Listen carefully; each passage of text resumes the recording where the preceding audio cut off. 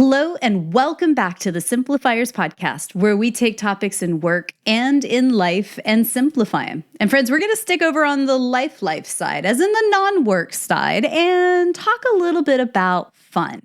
Now, here's where we're going today. And I am so excited to have this conversation because we're talking about how to plan the perfect date night. If you and your partner have been kind of slogging through things and, lost a little of the spiciness along the way, maybe this is going to spark a new idea in either you, him, or them. So I had to get the perfect guest. Her name is Kate Greenhalgh, and she co-founded a gifting business called A Year of Dates, which was an idea that originally grew from a Christmas gift from husband to wife. When John presented Kate with a date jar back in 2014, the couple never thought it would transform their own relationship, plus those of thousands of people around the world. So I'd like to welcome to the Simplifiers podcast, Kate Greenhalgh. Hey, Kate. Hi, thanks for having me. I'm so glad that you're here, and I've heard a little bit about your product, which we will talk in length about later down the line. It's so clever to help couples and people just to get a little bit more creativity back in their life when it comes to dating, right? Yeah, definitely. I mean, it's kind of the first thing that goes when you kind of either have a family or start a new job and life takes over. So yeah, it's good to have a reminder to get back to fun. Yeah. And so let's start off there. Like, where do couples tend to go wrong when dating each other? Because I think when you think you're married and you're like, well, we're not really dating anymore. Maybe that's the first thing they do wrong. But what else? Yeah, that's definitely the first thing. I mean, dating is part of your relationship. It's where it all started from. So why stop when you're comfortable with each other? I think people mainly go wrong where they think they have to leave the house or spend a lot of money and get dressed up, even take a lot of time out of their busy lives. It doesn't have to be that way. It can be half an hour on a Wednesday night or, a few hours on a Sunday morning. It doesn't have to involve huge amounts of planning. It's about the time you make for each other and what you do with it that counts. It's true. I mean, that really makes me go back and think about conversations that we've had with Dr. Gary Chapman, the author of The 5 Love Languages, which, side note, everybody, everything we talk about in today's episode, you can find over at the show notes at thesimplifierspodcast.com. But, what Dr. Gary talks about is just understanding how your partner likes to be appreciated and loved. And we forget that. And we get so annoyed when they don't show us love in the ways that we like either. I wonder, maybe we should start by talking about understanding what our partner likes and doesn't like, what their strengths are, maybe their personality traits. Can you break that stuff down for us and give us a little insight there? Yeah, I think, once you're in a relationship, obviously you kind of get to know your other half and what they do or don't like. So it's kind of making sure that you take that into account, but also challenge what they say they don't like, because they might not have tried it. They might just have a preconception that they don't like doing that. And actually, when they come to do it, it's more enjoyable than they realise. So challenging that, why can't we go bowling because you didn't enjoy it when you were 15. Maybe now it's a whole different, literally, ball game, I suppose. But yeah, it's finding out what your strengths are as a couple, and I guess appreciating each other's, what each other enjoys, each other's interests. And it might be a date playing computer games one night because that's what your other half enjoys and you don't necessarily, but doing it together gives it a whole new level. So I think the first thing is appreciating that everyone is different and everyone's going to have different things that they do and don't enjoy, but being open-minded enough to try them would be the best. And having the conversation rather than just shut it down saying, no, we're not doing that. It's trying it, whether it's baking a cake together, it's something you might not have done before. And maybe it doesn't work, but you might have a laugh along the way. And, the comedy of errors can be as memorable as something that's baked perfectly. The fact that the cake's still raw in the middle can be something that you remember and a reason to not bake again. But it's having the experience that matters, and you wouldn't know it until you try it, really. Yeah. And what I hear in that kind of, again, points back to Dr. Gary's 5 love languages. One of those is quality time, right? Like the time that you spend with the other person. It's not necessarily the output itself, right? The cake itself. It's about the time you spend, the conversations that you have together, the laugh that you have over it as well. And like, oh man, I'm really crap at this, or whatever it is. But I also heard in what you just said there of like understanding not only your partner's personality traits and strengths, but also the couple's unified strengths. So can you tell me more about that? Like how can we really assess that and clarify what those are or aren't?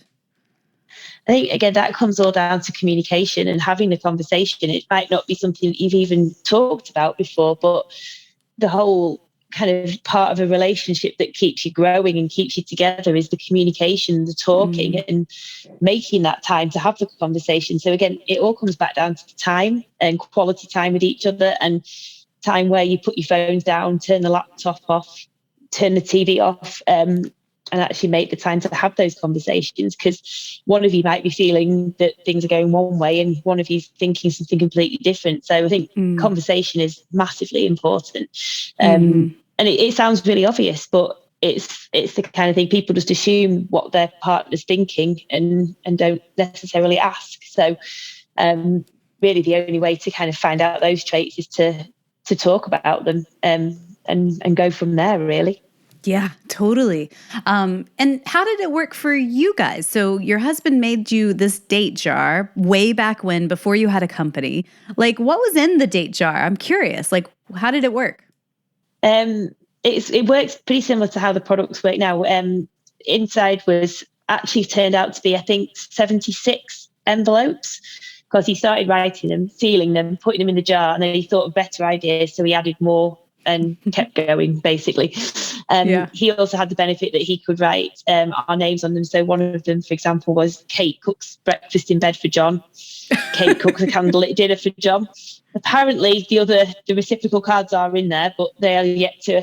Well, even now, they haven't necessarily shown their face. Suspect. Yeah, very.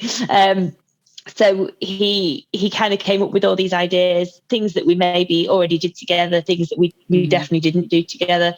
And we opened one every week. This was before we had a family. We'd been married for about 18 months at this point. So we weren't necessarily in a rut, but we were comfortable. We were going to work, we were coming home, and we were watching TV or playing on our laptops or carrying on working even. So it just made sure that we made that time for each other. We made that space. Within kind of 10 months of getting the date jar, we had our daughter. John likes to claim this is a sales pitch, but I'm not sure it's a winning sales pitch to a lot of people. So yeah, our daughter came along. So we didn't get through as many dates as we might have liked, but some of the cards in there, for example, one of them was do a jigsaw. And actually being pregnant, it was actually a really comfortable position to be, leaning over the table. And it was actually something, we ended up buying loads of jigsaws, and it was something we did together, and we could talk while we were doing it. So we were having conversations about what life was going to be like in the next few months. And we were having those conversations whilst doing a jigsaw and listening to music or whatever. And it opened up lots more conversations and was something that we wouldn't normally have done. Well, and isn't that the case? Like we all have been, raise your hand if this is you. I know I have over the years. You do fall into such a rut. You in the beginning stages of a relationship, a marriage, whatever, it's bright and fizzy and sparkly, and you just want to go the extra mile, and you're thinking about the person all the time. Da, da, da, da, da, da, da. But anybody that's listening right now that has been married more than, 5 years, 10 years, 20 years, it's really, really hard to hold on to that bright, fizzy, electric energy that you have right at the beginning. It requires work. You have to make a cognitive choice to show up and listen and bring a little bit of fun and focus to the other person, right?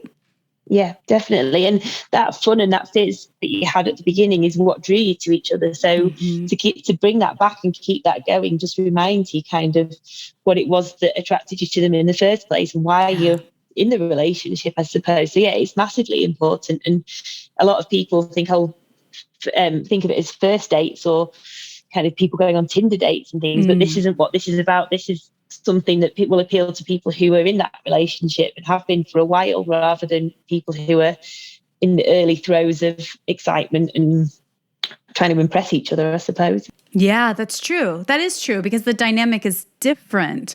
But then again, I guess people who are kind of in the early stages of dating or getting to know each other might also not really have ideas and might need something that inspires them and, try something different.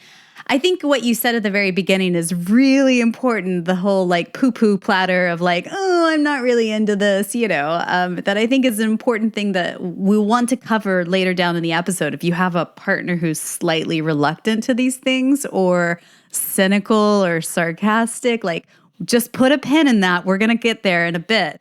But I also wonder, assessing your partner's strengths, personality traits, and all that, but then also assessing your unified couple strengths helps you kind of define that baseline of what perfect, air quotes, is, right? A perfect date could mean one thing to you versus to him or her, right? Like that's also really, really, really important. Like, if the quality time and conversations are what really light you up, or physical touch, something where we can be holding hands and, taking a walk together. Is it important to kind of look at those things as well? Yeah, definitely. And the ideas that we put in the boxes try and cover as wide a range of options as possible. And we also try and keep them open-ended. So, one of them is go for a walk, and it might be that you just want to kind of walk around the block or walk to the shops and get a coffee, or some people want to walk up a mountain and spend a day doing it. We keep it as open-ended as possible so that people can interpret the ideas that we provide. They are just ideas. They're not like set in stone. It's not you will do this on this time. It's got to be fun. Otherwise people don't want to do it. So it's got to work for them. And we found it a lot when we were doing our own journey. With one of the date cards we opened was read a book. So turn the TV off and read a book. And it was when not long after we found out that I was pregnant. So we ended up reading about maternity leave, maternity pay, those kind of things that we'd never considered before. But it's amazing how many people's dating journey fits in with their life as well. The people who feed back to us on Instagram and Facebook say, "Oh, we needed to do this. We were going to book a trip. You just encouraged us to book it, or we had a trip planned to somewhere and there was a lake we could walk around, so we walked around the lake." And that the dates inspire life, and it's amazing how they kind of fit in with people's journeys as well while they're going through it. So it's just a really nice thing to see and to hear from other people how they've made them work for them and for their particular relationship. Yeah. And so if the concept is that you guys have this box, right, with sealed envelopes that are color-coded and different types of date ideas inside. So they're all sealed, right? So you can't know what's to come. And that makes me wonder, what role does mystery and, a sense of adventure play into a great date night? What are your thoughts there? I think it definitely helps. I know there's other products out there where the cards aren't sealed in envelopes and people flick through the cards and say, nope, don't want to do that. Nope, not interested in that. And they find the one that appeals to them most. Whereas opening an envelope and going through that process of choosing one together, it just adds that extra mystery. And I think it does encourage you to then take it that bit further and try a bit harder with it and actually give it a go, because you invested in it. I suppose you've kind of, it's part of the excitement and part of the whole thing. Planning the date can be as much as part of the date as the actual event itself. The actual kind of build up to it, talking about it, or we could do this, maybe we could do that. So when do you open the envelope then? What would you recommend? Well, we recommend that you do it on a Monday morning. I mean, they're not the most fun times of the week. It's back to work or back to reality after a weekend. So we suggest Monday, and that gives you time then to talk about it, plan it, come up with any plans you need to do to make it happen, if you need to get any food in or different, I don't know, whatever the date is, it might be easy to find a jigsaw or buy the ingredients to bake a cake. And it gives you time, and then you can set that time aside. I mean, they're not all date nights either. Some of them can be done during the day.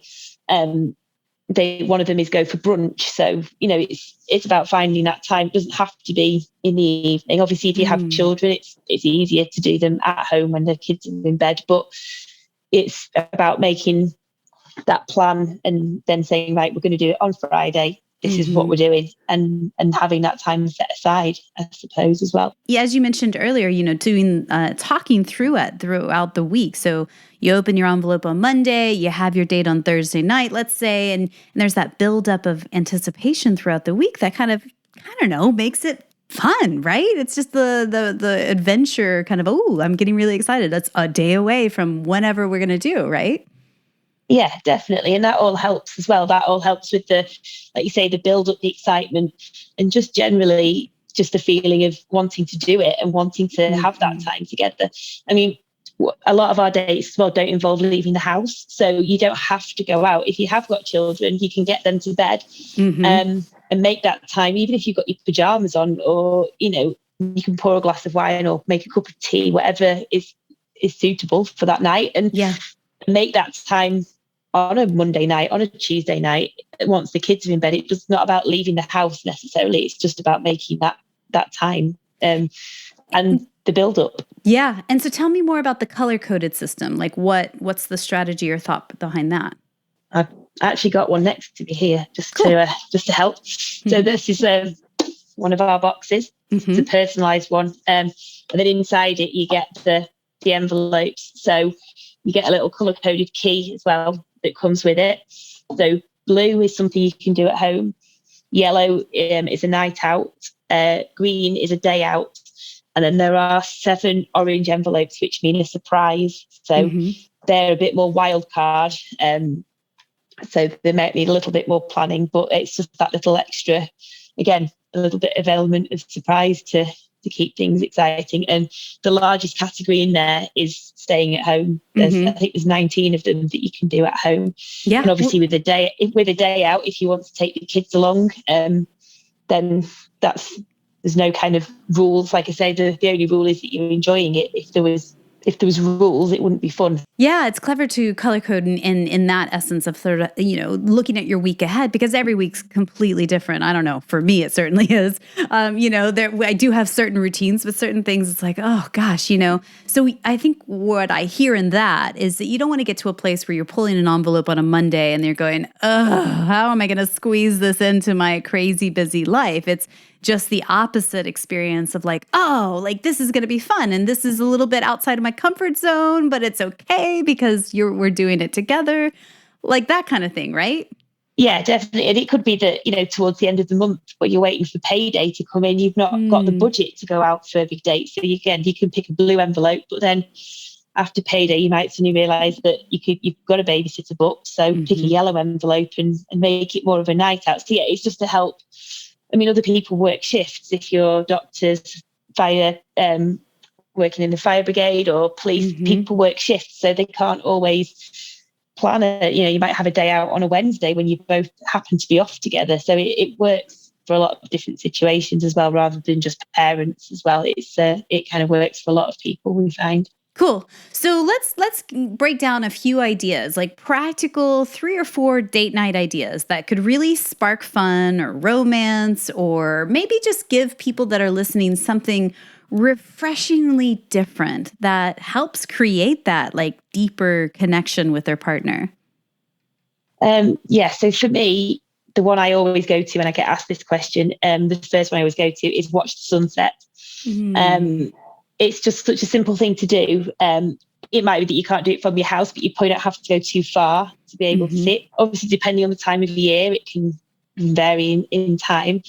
But you can then make of that as what you will. You could drive up there and get a coffee on the way up and sit and drink coffee. You could make it into a walk and walk somewhere to go and watch the sunset. But again, it's just that it's almost that quiet time where you're together, but you don't have to talk. You can just watch. And there's just something very special about the sunset, whether it's over the sea or over a city even. There's just something very special about it that, for me, that's one of my my go-tos. That's a great idea. And I also think about like if you're at a shopping mall or in the city center and there's a parking garage that you usually park at, that's a rooftop one. Like pull your car all the way to the top and, it's fine. You can lay out on top of your car, put a blanket there or something. Very rarely are there going to be other people there. So, I mean, as long as you're not doing anything illegal, right? Like, yeah, of course. You probably have a great view from somewhere like that. So think about a parking garage that you've been at in the last 30 days that has a rooftop that's open. Might be perfect for something like this. Yeah. And even then I'd go and get some food afterwards or before or something. You don't, you can add to the date and expand it, or just kind of watch that sunset and go home again. It's completely open to interpretation. Love it. Okay. Yeah, that's my go-to. I think one of my other favourite ones, which we actually turned into its own product, is called our Round the World card. And the one in the weekly date box, just as it says, pick a country and then theme your evening around that country. So we've seen people on Instagram who've gone all out with like making their own pasta, making, filling it, making these amazing sauces, finding some Italian wine to drink with it. We also suggest you then watch a movie or do an activity that could be from that country. So we see some amazing results from that one. And we've actually spun it up into its own box where we list the country, we list 12 countries. We suggest a meal, we suggest a movie, and we suggest an activity that you could do that could be linked to that country. And again, they're all suggestions. People can interpret them however they wish, but the suggestions are then there for people to take that and run with it, really. And they do. It's amazing to see.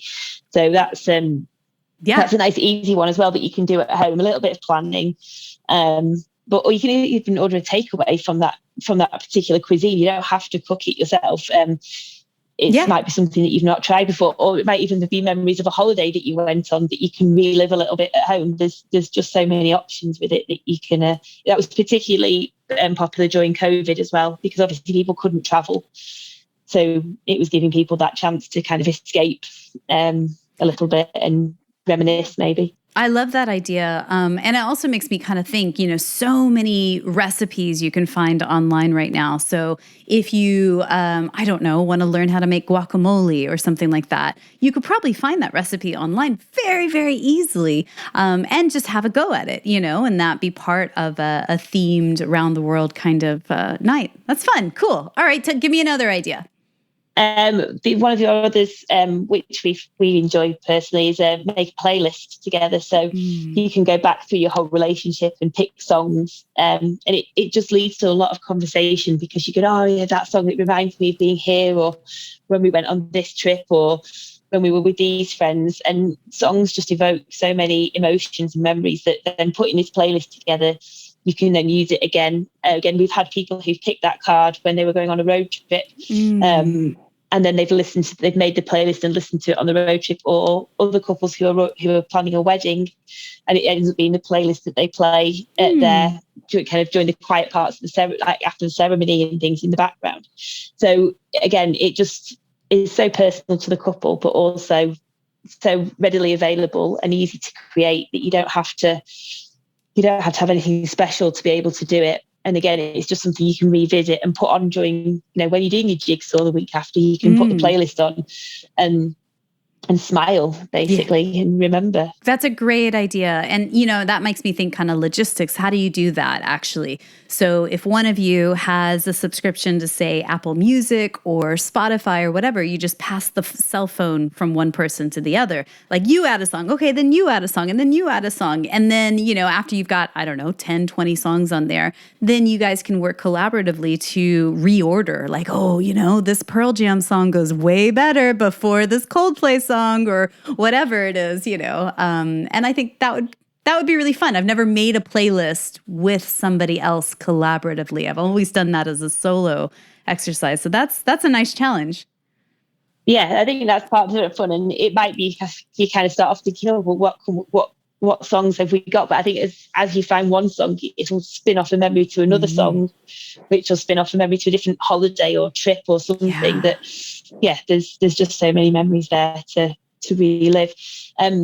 One of my plans is to set up a Spotify channel for a year of dates, where we can then get people to share their playlists. We can put our own playlists in there. So maybe if it's a playlist that's suited for going for a walk or something, we can have different themed playlists. So watch this space. That's on my on my to-do list. It's very cool. And again, it's like all five senses as well, right? Like you're activating your sound, you're activating your taste with making food, you're activating sight when you're watching a movie together. It's just adding, it's just 1% more, like just putting a little bit of shine on, everyday normal tasks, right? None of the cards that we suggest are like rocket science. One of them is get a takeout. There's nothing in there that you couldn't think of yourself, but sometimes the thinking of it is just too much after a busy day. We used to sit there and say, oh, we could do something tonight, but I don't know what. Well, then at 9 o'clock we'd think, oh, we could have gone to the cinema, but it's too late now. So it's that little bit of inspiration and a bit of help really but like I say, none of it's rocket science. It's all things you could think of yourself. These cards are just there to help. Yeah, to nudge you just in the right direction and spark a new thought. That's the secret to the life, isn't it? Like nudging you just one step further, especially when you feel stuck or you feel overwhelmed or you just feel exhausted. You just sometimes need a little bit of a nudge over and you go, oh, actually, if I put a little bit of playful spirit into this, a little bit of lightness, and it doesn't have to be so serious or so expensive or so, oh my God, it has to be whatever. I think that it helps loosen it up, maybe lower some expectations a little bit. Yeah, I think that's part of the thing that you say expectations. When people say date night, you're thinking, oh, now I'm going to have to find a dress to wear. It's going to be to an expensive restaurant. It's going to cost a fortune. We have to sit there and be all kind of prim and proper while we're in this restaurant. And it doesn't. It doesn't have to be that. Like you say, if you're prepared to let go, just go that one step further. It's not too much of a leap from where you are. It's just taking that step. Yeah, totally. So, which leads us to the thing we were alluding to at the beginning of this conversation. What in the world do we do, Kate, if, your partner is reluctant or standoffish or just snarky all around? And he's like, I have no interest in trying new things on a date. How would you handle that? I think it's kind of like it's tiny steps. It's that kind of like, well, we're not suddenly suggesting that we're going to, I don't know, go all out for. It's making it accessible and making it not feel like a big step. So they almost don't realise they're doing it when they are. So, I mean, even if you open the envelope yourself and say, right, this is what I've opened, a majority of our customers are women and they're buying it because I think they wish their husband or other half had bought it for them. So there is a slight bit of encouragement needed, I think. But if you can almost sneak it in, I suppose, that's always it's like they didn't even realise they're doing it, but they are. I think that's the first step. And then as they realise it's not quite as painful as maybe they anticipated, then we find that they get a bit more just a bit more interested in it and a bit more kind of involved in what we're going to open this week. But I think just keep it casual, keep it simple, and like I say, just sneak it up on them. I mean, they're not always paying that much attention, are they? So But can I ask a clarifying question? When you open the envelope, do you have to also assign who is planning the date, or are both people planning the dates? What is your thoughts there? In an ideal world, it's both. Some of the cards where there may be a decision to be made, we suggest they flip a coin. So, for example, watch a movie, you flip a coin, and it's you call heads or tails, and then it'll either say on the cards, heads gets to choose or tails gets to choose. And that's kind of our way around that one. So, like in the original one, John would have said Kate picks a movie or John picks a movie. Whereas obviously we didn't want to kind of start specifying anything or adding gender to anything. So we've added this flip a coin option where a choice is involved. So again, make breakfast in bed, there's a choice. You flip a coin and it could go either way.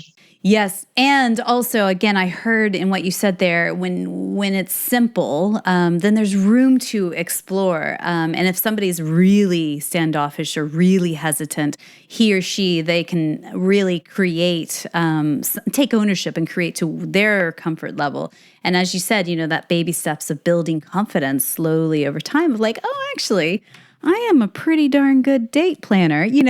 Maybe I can take a few more risks next time because she responded really well to that, or he really responded well to that.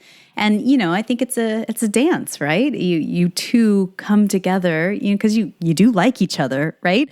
Like at some point you liked each other, maybe if you're not so close right now, like this is going to bring you back to remembering at the core the love that you have for this other person and what attracted to you in the first place. I think as well, people get scared by it being every week because there's 52 of them. Mm-hmm. People get scared that I have to do this every week and it's quite a commitment, but that's just our suggestion. If the box could take you 3 years to get through, it doesn't, again, it doesn't matter. It's go at your own pace. So if every week feels too much, then just do one whenever you kind of feel like it, and don't put so much pressure on yourself to do it every single week, because again, you're not going to enjoy it if you're putting pressure on yourself. It's such a great idea. And so if you guys are curious about this product, it's called ayearofdates.co.uk. That's their website. And they are shipping all over the world. They ship through Etsy to the US, Canada, and Australia. And of course, obviously in England and Europe. So if you're curious, just head on over there. And you know what I think is really clever? You guys have expanded your product line. So not only are you doing gifts for couples, but you have like a self-care box. You've got a box for ideas to go out with your BFF, like so many ideas here. So I highly recommend, if this has sparked an idea in you and you're like, oh, I'd really like this, but I don't really have enough time to put my own date jar together. Look, well, you can just order one online and it magically appears. And it's so beautiful. Like you can get it custom with your name etched in on the box and all the things. So I highly recommend go checking it out. So Kate, as we wrap up, I have a few questions that I like to ask everyone that comes on the podcast. And thanks again so much for coming on and helping to spark some new ideas for people. So my first question is this. Tell us what's one book or blog that you're reading these days that's either inspiring you or poking holes and challenging your belief system. There's a book that I think it came out a couple of years ago now, but it's called Do What You Love and Love What You Do. It's by Holly Tucker, who founded Not on the High Street back in the day. And she is the champion of creative businesses in the UK. She's all over it. She's amazing. I've been lucky enough to meet her a couple of times. And this book is really about making what you're passionate about into work for you, either into a business or just something that you can enjoy in a more positive way. So we never set about building a business through this. It's just something that's kind of happened. So we're learning all the time. John and I work together in this now. We've got a team of 5 other people working with us and we're constantly learning. So this book just kind of reminds you that it's about the passion that you have for it that is what builds it, rather than, the passion has to be there basically. And it's a really good reminder on a tough day to pick it up. Well, we'll link that in the show notes for people if you guys are curious about that book. Again, you can find that over at thesimplifierspodcast.com. So I believe that gratitude and simplicity go hand in hand. Tell me, what's one thing you're grateful for today? Today I've mainly been grateful for the fact that I've been able to pick my daughter up from school, take her to her swimming lesson, put her to bed, all these things that if I was kind of working back in my old career in a design agency 9 to 5, I wouldn't have been able to do. So, the sun's shining. She came home from school. We played out in the garden. She went on a swing. We had tea and we watched her go to a swimming lesson. So, yeah, I'm just grateful that this kind of business has allowed us to both do that as well. John gets to be part of it as well. Not one of us kind of chained to a desk. Yes. He's chained to his desk now, but that's different. That's by choice. That's his choice. Yeah. Yes, yeah. We have a lot of entrepreneurs that tune into this podcast. So a lot of us are here going, nodding. Yes, yes. It's nice to have that autonomy. So tell us, who is one person, somebody you know personally in your network that you just feel is up to brilliant things? If we could shine a spotlight on them, and who knows, maybe one day we'll have them on the podcast. It's a friend of mine called Amy, who I've met again along this journey through various programs we've been on, and she is creating an app called Collective, which is basically a way that you can get all the money together for that end of term teacher gift, that birthday present, that hen do, where somebody has to be responsible for collecting money off people. This app does it for you and pools the money and reminds people they need to pay it. And it's talk about simplifying things. It's the way forward. When you've got 30 people who all need to pay £5 each to play football at a weekend or something, this app is there to create an easier life for people. So she's doing amazing things, and I'm lucky enough to kind of be watching her journey close by. She came over last week to borrow some stuff from us for a photo shoot she needed, and we're lucky enough to be kind of watching her journey as well. And yeah, she's going to do big things. Brilliant. Well, we'll link Amy up in the show notes if you guys are curious about that app. So needed, so incredibly important. So yeah, I can already see myself downloading that one right after this episode. We'll put your social media links into the show notes as well, so people can connect with you there. Is it Instagram or Facebook that you hang out at more? I'd say it's more Instagram. That's my favorite. Yeah. Great. And the handle is A Year of Dates on Instagram. So if you want to find her, you can find her there. So my final question for you is this. Someone somewhere is listening to you and I right now, and they're thinking, God, it's been so long since I've had a good date. I am feeling so disconnected from my person, and it's a little bit disconcerting and disheartening. What's one thing you could whisper into their ear right now just to encourage them in this moment? Just do it. It's not difficult. Just plan something. Do a little gesture. Just do it. They're there for a reason. They love you for a reason. Just remind them of that reason. Kate, thank you so much for your time today. No problem. Thank you for having me.